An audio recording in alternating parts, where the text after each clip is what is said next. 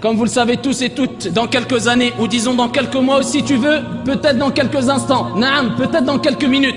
Comme vous le savez tous et toutes, ce jour devra venir. Le jour où on va rencontrer Malak al-Maut, l'ange de la mort. Où on va rencontrer des anges. Mais quel type d'ange? On va le voir. Le jour où on va rencontrer notre Seigneur Tabaraka wa Ta'ala. Soit Allah sera satisfait de nous, soit Allah sera satisfait de nous, soit Allah sera en colère contre nous. Ce jour-là, peut-être dans quelques instants, dans quelques jours, tu te retrouveras peut-être ici allongé sur un lit d'hôpital. Alors que peut-être tu as des richesses, tu as des millions, tu as des milliards, tu as des maisons, tu as des demeures, tu as des lits, tu as.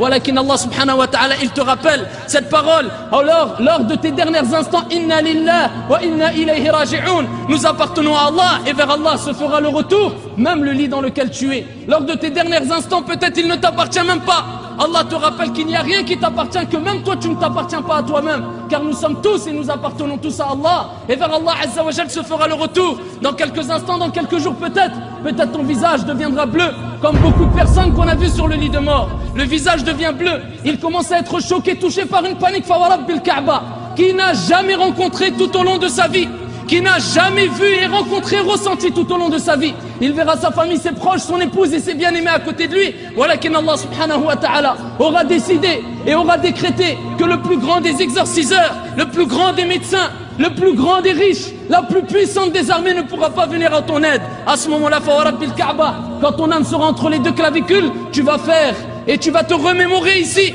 tout ce que tu as fait de bien et de mal dans ta vie. En quelques instants, ya Abdallah, ya Ukhtil Ghaliya, tu vas te rappeler et tu vas te souvenir que tout ce qui s'est passé dans ta vie n'était que éphémérité et que la chose qui va t'aider et t'accompagner, c'était la crainte d'Allah subhanahu wa ta'ala. Walakin, trop tard, si tu as été parmi les insouciants, à ce moment-là, l'homme arrivera entre les deux clavicules et tu verras ta famille, tu voudras parler, tu ne pourras pas parler avec ta bouche. Tu voudras dire ce que tu ressens, walakin tu ne pourras pas, car là tu commences à d'approcher d'un monde intermédiaire.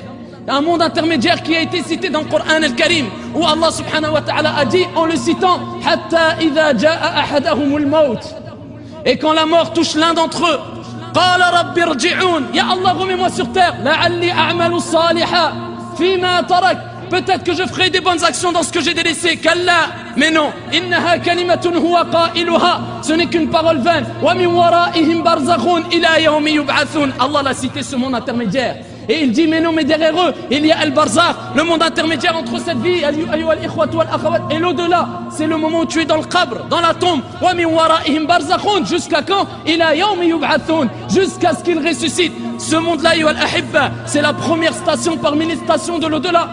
Quand Uthman ibn Affan, radiyallahu anhu wa arda, se positionnait à côté d'une tombe, se mettait debout devant une tombe, il pleurait comme jamais il ne pleurait, même quand il se rappelait de l'enfer et du paradis. Rapporté par Al-Hakim et Ahmad et d'autres, et jugé bon par Sheikh Al-Albani, rahimahullahu ta'ala, il est rapporté que Uthman se positionnait devant une tombe et il se mettait à pleurer. Et les compagnons nous disent, ya Uthman, comment ça se fait?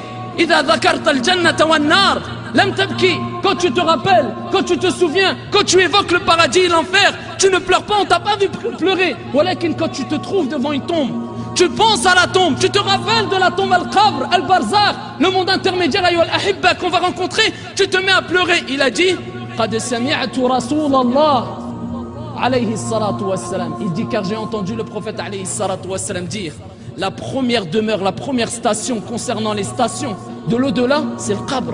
C'est la première demeure qu'on va rencontrer. C'est ça ma maison, c'est ça ta maison ya Abdallah. C'est ça que tu vas être, ou dans cet endroit où tu vas être, où tu vas vivre peut-être pendant des milliers d'années, en attendant le jour de la résurrection. C'est cette maison, ayyuhal ikhwat wal akhawat, qu'il se mettait à pleurer et il a dit, avec une traduction approximative, pour celui à qui cette demeure aura été facile, ce qui viendra après ne peut être que encore plus facile.